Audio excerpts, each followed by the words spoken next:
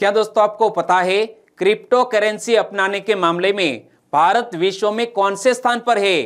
देश के पहले स्मॉग टावर का उद्घाटन कौन करेंगे? प्रतिवर्ष विश्व वरिष्ठ नागरिक दिवस कब मनाया जाता है? ऐसे ही 13 बड़ी खबरों को कवर करते हुए हमने आज का बोले तो 22 अगस्त 2021 का करंट अफेयर का वीडियो तैयार किया है। क्वालिटी की दृष्टि से बेस्ट है यह वीडियो, आप लास्ट तक देखें। लास्ट में मैं आपसे एक क्वेश्चन पूछूंगा जिसका आंसर आपको नीचे कमेंट बॉक्स में देना है। और अभी तक आपने हमारी GK 2020 चैनल को सब्सक्राइब नहीं किया है तो सब्सक्राइब कीजिए, पास में जो बेल आइकन है उसे भी प्रेस कर दीजिए, क्योंकि आने वाले हर एक वीडियो की अपडेट आपको सबसे पहले मिले। चलिए बिना वक्त गवाए स्टार्ट करते हैं पहले क्वेश्चन से। पहला क्वेश्चन, हाल ही में विश्व वरिष्ठ नागरिक दिवस कब मनाया गया? प्रतिवर्ष वर्ल्ड सीनियर सिटीजन्स डे मनाया जाता है 21 अगस्त को, यानी कि कल ही यह महत्वपूर्ण दिवस मनाया गया। और विश्व वरिष्ठ नागरिक दिवस बोले तो कब मनाया गया? 21 अगस्त को। तो यहां पर भी पढ़ सकते हैं सीनियर सिटीजन्स डे 21 अगस्त को प्रतिवर्ष मनाया जाता है। लेकिन यह दिवस मनाने का उद्देश्य क्या है? वृद्ध लोगों को प्रभावित करने वाले मुद्दों के बारे में जागरूकता बढ़ाने हेतु यह दिवस मनाया जाता है। और यह दिवस मनाने की घोषणा कब और किसके द्वारा की गई थी? 14 दिसंबर 1990 को संयुक्त राष्ट्र महासभा द्वारा। क्या? 14 दिसंबर 1990 को यूनाइटेड नेशंस जनरल असेंबली ने यह दिवस मनाने की घोषणा की थी। लेकिन क्वेश्चन यह पूछ लिया जाए कि इस दिन की स्थापना आधिकारिक तौर पर कब और किसने की थी, तो यह दिवस की स्थापना संयुक्त राज्य अमेरिका के पूर्व राष्ट्रपति जिसका नाम है रोनाल्ड रीगन, उन्होंने 1988 में यह दिवस मनाने की शुरुआत की थी, पहल की थी, यानी कि स्थापना की थी। और दोस्तों इसी तरह हर क्वेश्चन से जुड़े इंपॉर्टेंट फैक्ट मैं आपके सामने रखता हूं। हमारा यह तरीका आपको अच्छा लगता है, लाइक करना मत भूलिएगा। दूसरा क्वेश्चन है आपके स्क्रीन पर, क्रिप्टो अपनाने के मामले में भारत दुनिया में कौन से स्थान पर रहा? क्रिप्टो करेंसी दोस्तों यह कोई फिजिकल स्वरूप से करेंसी नहीं है, यह एक वर्चुअल करेंसी है जिसे हम बिटकॉइन कह सकते हैं, और भी बहुत सी ऐसी करेंसी है जो वर्चुअल है।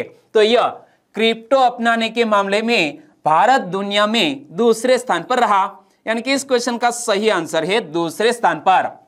ब्लॉकचेन डेटा प्लेटफॉर्म चाइनालिसिस द्वारा 2021 ग्लोबल क्रिप्टो एडॉप्शन इंडेक्स के अनुसार भारत वियतनाम के बाद दुनिया भर में क्रिप्टो अपनाने के मामले में दूसरे स्थान पर है। लेकिन अमेरिका, यूके और चीन जैसे देशों से आगे है भारत। तो याद रखो, पहले स्थान पर है वियतनाम, दूसरे स्थान पर है हमारा भारत। और यहां पर देख सकते हैं क्या लिखा है, पढ़ो तो, India rank second in term of crypto adoption in the world. 2021 global crypto adoption index के अनुसार भारत इस इंडेक्स में दूसरे स्थान पर रहा है। और रिपोर्ट के अनुसार जून 2020 से और जुलाई 2021 के बीच दुनिया भर में क्रिप्टो अपनाने में 880% की वृद्धि दर्ज हुई है। कितनी? 880% की वृद्धि दर्ज हुई है। और रिपोर्ट के अनुसार बिटकॉइन जो भारत में सबसे लोकप्रिय सिक्का है यह बिटकॉइन, इसके बाद रिपल, एथेरियम और बिटकॉइन कैश है। तो दोस्तों यह सभी वर्चुअल करेंसी है, बिटकॉइन या रिपल या बिटकॉइन कैश या तो एथेरियम। और भारत में क्रिप्टो अपनाने का नेतृत्व देश के छोटे शहरों ने भी किया है। क्या? भारत देश के छोटे शहरों में भी यह क्रिप्टो करेंसी अपनाई जा रही है। तीसरा क्वेश्चन, DRDO ने किस उद्देश्य से उन्नत चाप प्रौद्योगिकी विकसित की है? हमारे DRDO ने हाल ही में इंडियन एयरफोर्स जेट की सुरक्षा के लिए, किस उद्देश्य से? इंडियन एयरफोर्स जेट की सुरक्षा के लिए उन्नत चाप प्रौद्योगिकी विकसित की है, यानी कि इस क्वेश्चन का सही आंसर है ऑप्शन सी। और यहां DRDO का ऑफिशियल लोगो इमेज में आप देख सकते हैं DRDO, जिसका पूर्ण स्वरूप क्या है? Defence research and development organisation. और यह हमारे मिनिस्ट्री और डिफेंस के अंतर्गत कार्य करता है। DRDO का आदर्श वाक्य क्या है? बलस्य मूलम विज्ञानम। और यहां इस प्रौद्योगिकी की बात करें तो रक्षा अनुसंधान और विकास संगठन, इंग्लिश में बोले तो defence research and development organisation ने संयुक्त रूप से भारतीय वायुसेना यानी कि इंडियन एयरफोर्स के लड़ाकू विमानों को दुश्मन के रडार के खतरों से बचाने के लिए, किस उद्देश्य से? लड़ाकू विमानों को दुश्मन के रडार खतरों से बचाने के लिए एक उन्नत चाप प्रौद्योगिकी यानी कि एडवांस चाप टेक्नोलॉजी विकसित की है हमारे DRDO ने। और रक्षा प्रयोगशाला जोधपुर और उच्च ऊर्जा सामग्री अनुसंधान प्रयोगशाला पुणे ने भारतीय वायुसेना की गुणात्मक आवश्यकताओं को पूरा करते हुए भूसा कारतूस विकसित किया है। तो दोस्तों यहां से भी एक क्वेश्चन निकल सकता है, भूसा कारतूस किसने विकसित किया है? तो DRDO की विभिन्न प्रयोगशालाएं हमारे भारत देश के विभिन्न हिस्सों में स्थित है। इनमें से है रक्षा प्रयोगशाला जोधपुर और दूसरी है उच्च ऊर्जा सामग्री अनुसंधान प्रयोगशाला पुणे। उन्होंने भारतीय वायुसेना की गुणात्मक आवश्यकताओं को पूरा करते हुए यह भूसा कारतूस भी विकसित किया है। और चाप प्रौद्योगिकी है क्या? तो देखो, चाप मुख्य रूप से एक इलेक्ट्रॉनिक काउंटर माप तकनीक है जिसका उपयोग दुनिया भर में सेना द्वारा उच्च मूल्य के लक्ष्यों जैसे कि लड़ाकू जेट या नौसेना के जहाजों को रडार और रेडियो फ्रीक्वेंसी दुश्मन मिसाइलों के मार्गदर्शक तंत्र से बचाने के लिए किया जाता है यह चाप प्रौद्योगिकी का इस्तेमाल। और यहां जिक्र किया गया है DRDO का। तो DRDO के वर्तमान अध्यक्ष कौन है? डॉक्टर जी सतीश रेड्डी। इमेज में आप देख सकते हैं DRDO के वर्तमान अध्यक्ष है। और DRDO का हेडक्वार्टर स्थित है DRDO भवन नई दिल्ली में। DRDO की स्थापना कब हुई? 1958 में। चौथा क्वेश्चन, देश के पहले स्मोक टावर का उद्घाटन कौन करेंगे? इमेज में आप देख सकते हैं देश का यह पहला स्मोक टावर बनकर तैयार हो गया है। कहां बनकर तैयार हुआ है? नई दिल्ली में। जिसका उद्घाटन कौन करेंगे? दिल्ली के मुख्यमंत्री। दिल्ली के मुख्यमंत्री कौन है? अरविंद केजरीवाल देश के पहले स्मोक टावर का उद्घाटन करेंगे। यानी कि इस क्वेश्चन का सही आंसर है अरविंद केजरीवाल। इमेज में आप देख सकते हैं दिल्ली के मुख्यमंत्री अरविंद केजरीवाल 23 अगस्त 2021 को कनॉट प्लेस स्थित बाबा खड़क सिंह मार्ग पर देश के पहले स्मोक टावर का उद्घाटन करेंगे। तो यहां से दोस्तों एक और क्वेश्चन निकल सकता है कि देश का पहला स्मोक टावर कहां स्थापित किया गया है? तो दिल्ली के कनॉट प्लेस स्थित बाबा खड़क सिंह मार्ग पर। और स्मोक टावर हर सेकंड में 1000 क्यूबिक मीटर हवा को साफ करेगा और दिल्ली में PM 2.5 और PM 10 के स्तर को कम करेगा।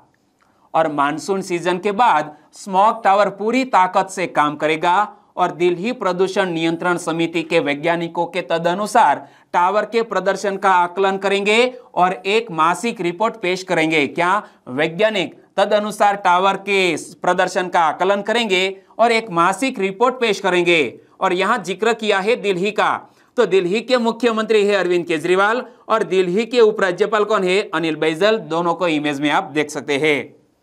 पांचवा क्वेश्चन, हाल ही में शोधकर्ताओं की एक टीम ने कैस्केड मेढक की एक नई प्रजाति की खोज कहां की है? हाल ही में शोधकर्ताओं की एक टीम ने कैस्केड मेढक की एक नई प्रजाति की खोज अरुणाचल प्रदेश में की है। यानी कि इस क्वेश्चन का सही आंसर है अरुणाचल प्रदेश। हाल ही में शोधकर्ताओं की एक टीम ने अरुणाचल प्रदेश में कैस्केड मेढक की एक नई प्रजाति की खोज की है। लेकिन इस मेढक का नाम क्या है? आदि कैस्केड। यह नई प्रजाति के मेढक का नाम रखा गया है। क्या? आदि कैस्केड। और इससे पहले पश्चिमी घाट में मिनरवेरिया पेंटाली नाम की एक नई मेढक प्रजाति की खोज की गई थी। तो यह भी याद रख लो, मिनरवेरिया पेंटाली नामक एक मेढक की नई प्रजाति की खोज पश्चिमी घाट में की गई थी। और यह मुख्य रूप से जो हाल ही में यह अरुणाचल प्रदेश में खोजा गया है, इस मेढक की बात कर रहा हूं। तो यह मुख्य रूप से भूरे रंग का मेढक है जिसका आकार लगभग 4 सेंटीमीटर से 7 सेंटीमीटर के बीच का होता है। और मेढक का नामकरण जो किया गया है, इनके पीछे का इतिहास क्या है वो भी आप जान लो। अरुणाचल प्रदेश की आदि पहाड़ियों में रहने वाली स्वदेशी आदि जनजाति के नाम पर इसका नाम आदि कैस्केड मेढक रखा गया है। और यह किस दोस्तों समुदाय का सदस्य है? अमोलोप्सा एडिकोला का सदस्य है यह आदि कैस्केड मेढक। तो नाम रखा गया है आदि कैस्केड मेढक। क्यों रखा गया है वो आपको पता चल गया। क्यों? क्योंकि अरुणाचल प्रदेश के आदि पहाड़ियों में रहने वाली स्वदेशी आदि जनजाति के नाम पर इस मेढक की नई प्रजाति का नाम रखा गया है। और आदि का शाब्दिक अर्थ क्या होता है? आदि का शाब्दिक अर्थ पहाड़ी या पहाड़ की चोटी होता है। छठा क्वेश्चन, आतंकवाद के पीड़ितों को अंतर्राष्ट्रीय स्मरण और श्रद्धांजलि दिवस कब मनाया जाता है? प्रतिवर्ष आतंकवाद के पीड़ितों को अंतर्राष्ट्रीय स्मरण और श्रद्धांजलि दिवस मनाया जाता है 21 अगस्त को। यानी कि इस क्वेश्चन का सही आंसर है 21 अगस्त। इंग्लिश में बोले तो international day of remembrance and tribute to the victim of terrorism. यह दिवस मनाया जाता है 21 अगस्त को।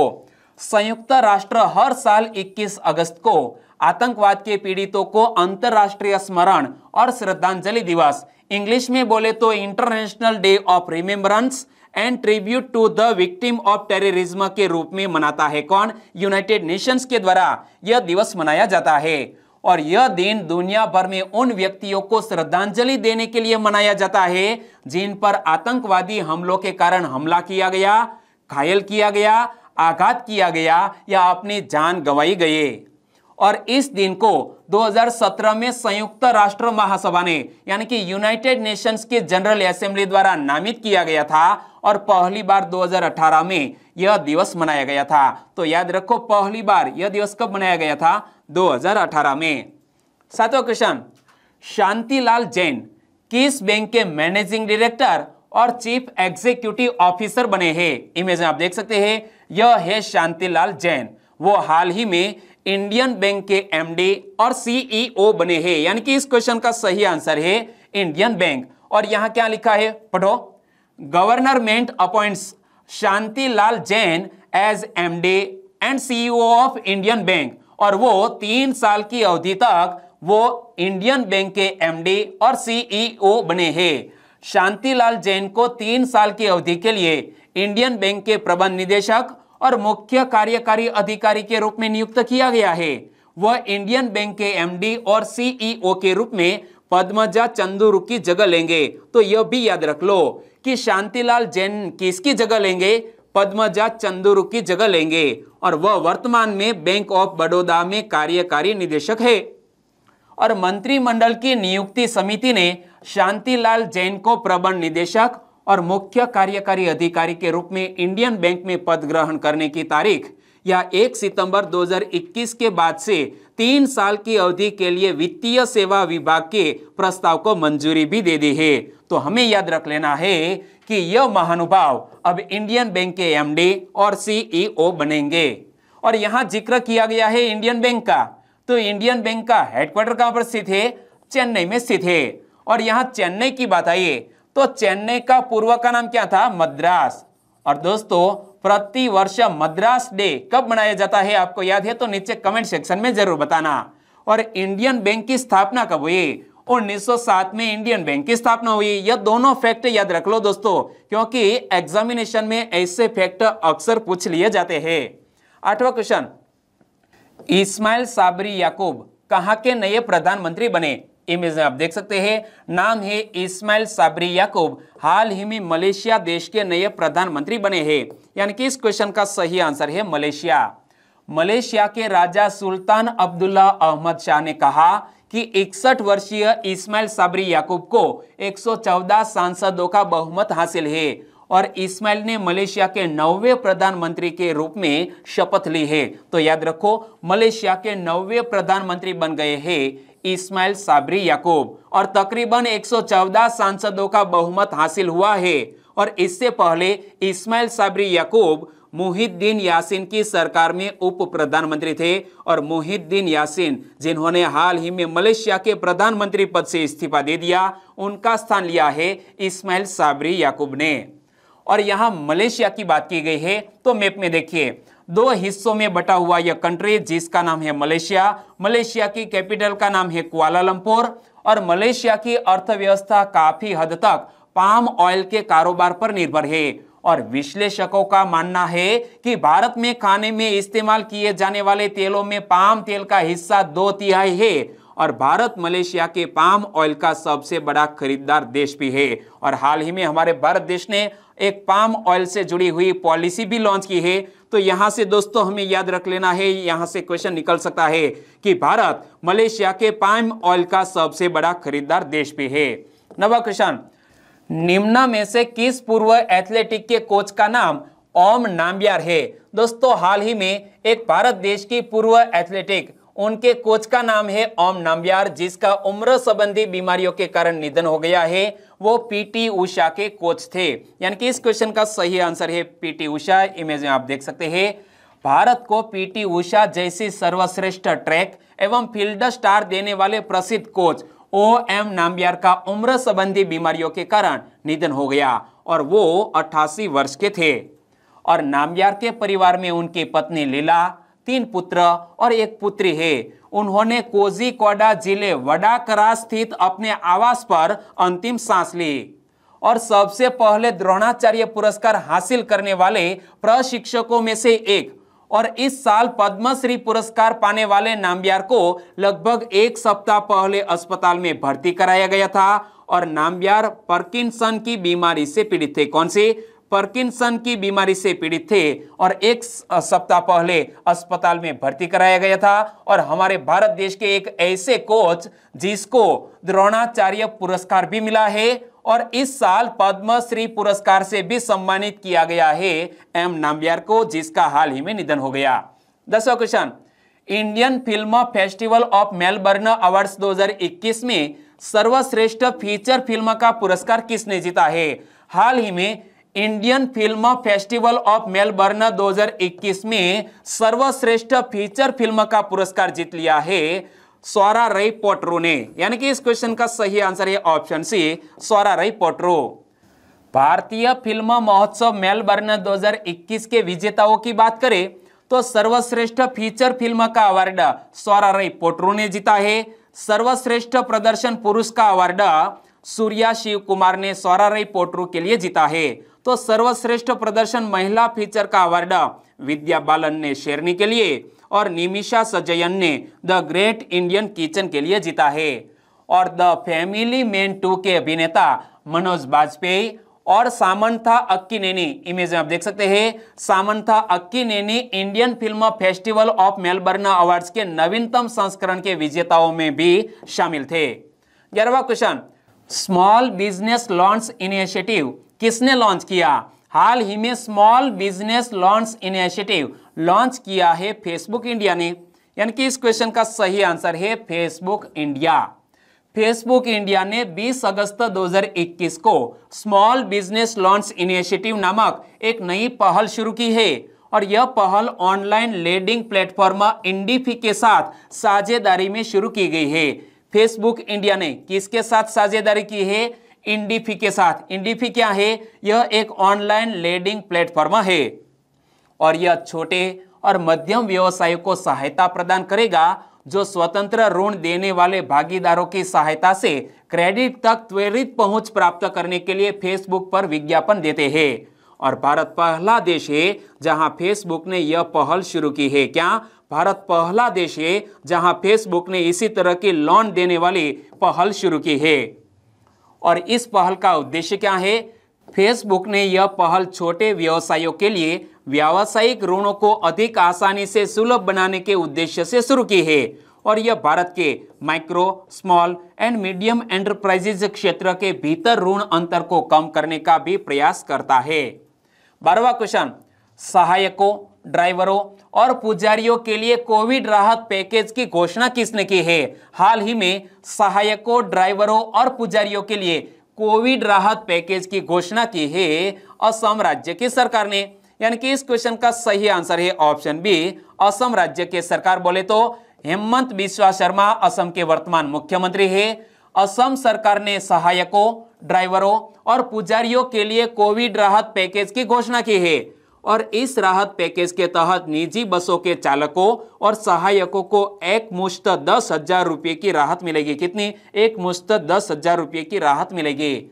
और मंदिर के पुजारी और नामकरों के मुखिया को 15,000 रुपये मिलेंगे। नामकरों के मुखिया कौन? वैष्णव पूजा स्थल के जो पुजारी है वो नामकरों के मुखिया को भी 15,000 रुपये मिलेंगे। और पिछले 3 माह से अंतर जिला आवागमन बंद होने के कारण लंबी दूरी की बसें नहीं चल रही है। इससे ड्राइवर और हेल्पर को आर्थिक तंगी का सामना करना पड़ रहा है और इस प्रकार उन्हें 10-10 हजार रुपये की राशि प्रदान की जाएगी। इसका लाभ करीब 60,000 लोगों तक पहुंचेगा। इसी तरह की एक महत्वपूर्ण घोषणा असम राज्य की सरकार ने की है। 13वां और लास्ट क्वेश्चन, किसने कहा कि भारत में डेल्टा वेरिएंट के कारण कोरोना संक्रमण तेजी से बढ़ रहा है? हाल ही में INSACOG ने कहा कि भारत में डेल्टा वेरिएंट के कारण कोरोना संक्रमण तेजी से बढ़ रहा है। यानी कि इस क्वेश्चन का सही आंसर है INSACOG। इसका पूर्ण स्वरूप क्या होता है? Indian SARS-CoV-2 consortium on genomics. यानी कि INSACOG की ताजा रिपोर्ट बताती है बैक थ्रू इन्फेक्शन का बड़ा कारण कोरोना वायरस का डेल्टा वेरिएंट है। साथ ही INSACOG ने गंभीर बीमारी और मौत के खिलाफ वैक्सीन को काफी प्रभावी भी बताया है। और INSACOG ने अपनी रिपोर्ट में कहा है कि डेल्टा के प्रकोप के दौरान दुनिया भर में टीकाकरण के बाद कोरोना संक्रमण के मामले आम थे और समूह ने यह भी कहा है कि कोविड-19 के खिलाफ वैक्सीन गंभीर बीमारी और मौतों को रोकने में प्रभावी है। और अब बात करते हैं लास्ट वीडियो के क्वेश्चन के। लास्ट वीडियो में मैंने आपसे क्वेश्चन पूछा था, आरोग्य धारा 2.0 कार्यक्रम की अध्यक्षता किसने की है? आरोग्य धारा 2.0 कार्यक्रम की अध्यक्षता मनसुख मांडविया जी ने की, जो हमारे वर्तमान में स्वास्थ्य मंत्री है। यानी कि इस क्वेश्चन का सही आंसर था मनसुख मांडविया। लगभग सभी दोस्तों ने बिल्कुल सही जिक्र किया है। इनमें से कुछ फ्रेंड के नाम लेना चाहूंगा, तो हमारे सबसे फास्ट आंसर देने वाले 9 ऐसे फ्रेंड्स हैं, उनके नाम लेना चाहूंगा। वो है अशोक कोपनिया, वसावा दिव्येश, हितेश पारगे, सतिंदर निर्मल, इला पटेल, चावड़ा पूजा, राठौड़ भावना, नीलोफर मीर और वाजा दीपक। इन सभी दोस्तों ने सबसे पहले आंसर दिया है। बहुत बहुत धन्यवाद। और आज की वीडियो का क्वेश्चन ये रहा स्क्रीन पर।